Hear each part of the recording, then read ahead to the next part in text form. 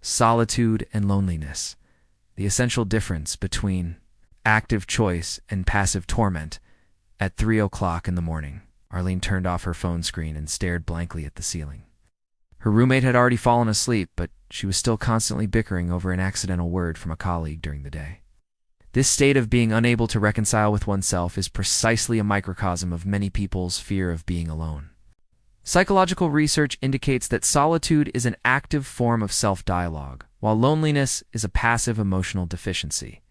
The essential difference between the two lies in cognitive level. Those who are alone explore their inner selves like unwrapping gifts. For instance, the writer Virginia Woolf wrote in A Room of One's Own, "Man should not be a still life in a vase for people to admire, but a melody that spreads across the prairie and dances with the wind." Lonely individuals, on the other hand, fall into a negative cycle of being abandoned. For instance, in the experiment, 67% of the men would rather receive an electric shock than sit alone for 15 minutes. Neuroscience basis. When a person takes the initiative to be alone, the default mode network of the brain is activated. This area is responsible for self-reflection and creativity.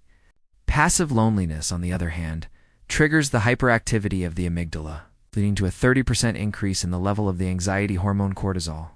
2. Why are some people afraid to be with themselves? My colleague Zhao once frankly admitted, "When I'm having a meal alone, I always feel like others are looking at me, as if I were an oddity abandoned by my social circle."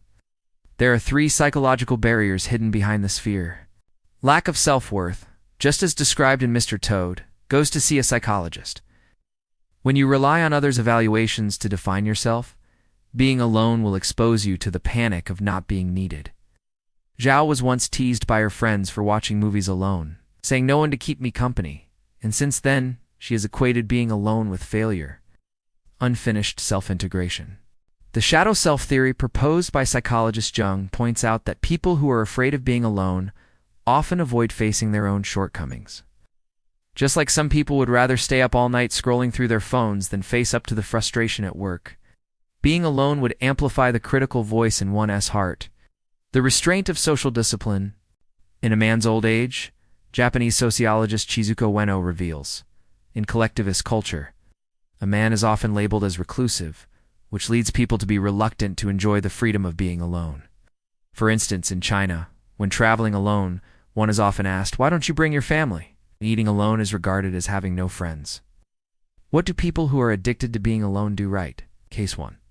From social anxiety to self-dominance. Reader at Mint shared, "After a divorce, I was forced to live alone, but unexpectedly discovered the thrill of a protagonist's mindset. She began to go camping alone. When she pitched a tent on the top of the mountain to gaze at the starry sky, she suddenly realized, before I always played the role of a caregiver in relationships. Now I realize that I am the director of the script of my life." This transformation coincides with self-determination in positive psychology. When people independently choose behaviors, their self-efficacy increases by 40%. Casta. Reconstructing self-narrative in solitude designer at AGS's experience is more representative. During the pandemic, when I was working from home, started spending 1 hour every day doing quick sketches. 3 months later, flipping through a book full of pictures, I suddenly realized that I was no longer the teenager who needed to prove my worth by fitting in with others. This kind of flow experience cultivated through solitude can cause the brain to secrete dopamine and endorphins, creating a sense of pleasure similar to addiction. 4 ways to enjoy. Quality solitude, sensory immersive solitude. Late at night, go to the 24-hour bookstore. Pick an obscure book in the philosophy section and have a cup of hot latte with it, walking in the old town with an umbrella on a rainy day. I use the phone's recording function to record the sound of the rain and the rhythm of my steps. Set up an olfactory meditation corner at home. Light up your favorite scented candles, and close your eyes to feel the flow of the scents, creative stimulating solitude. Imitate the scenes in Becoming Jane Austen and write fictional letters on draft paper with a pen, making collages from old clothes, not pursuing the beauty of the finished product, but only to release the desire for creativity. Set 30-minute aimless writing. Write whatever comes to mind without making any revisions or judgments. Self-awareness, exploration type of solitude.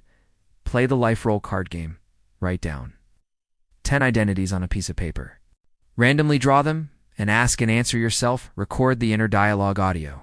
Pretend to be a psychological counselor. Ask questions to the other self and answer them. Draw an emotional weather map. Record the changes in mood throughout the week with different colors and patterns. And analyze the patterns via the golden balance between solitude and socializing. The writer Su Chin once said, "Being alone is the simple joy of one person, while living in a group is the revelry of a group." The two are not contradictory. A truly mature solitary person will establish such a perception. Social screening rule: filter out ineffective social interactions with the 3-3 principle. Only attend 3 gatherings each month that can bring new insights, and deeply maintain 3 friends to confide in. Energy conservation strategy. Just as a power bank needs to self-charge regularly, being alone is to store emotional energy for social interaction. For instance, actress Jo Zun said in Encounter with Life, "Every year, I would stay in a small town where no one knew me for a while. After coming back, I actually learned to cherish the time spent with my friends even more." Alinus. Transformation techniques. When you feel lonely occasionally, try the existence connection method. Send a message to a friend far away saying the sun set outside the window at this moment without expecting a reply. Just to feel the sense of connection that we are under the same sky. Borges wrote in. The private collection of books. Heaven should be like a library for those who know how to be alone. The richness of the heart is an eternal paradise. When you can accompany yourself as gently as you would a lover, read a difficult book in the aroma of coffee alone. Have a conversation with your own shadow under the desk lamp in the dead of night. You will understand that the highest level of freedom is the complete relaxation when being with yourself. Interactive topic. What is the most memorable alone experience you have ever had? What made you fall in love with someone completely?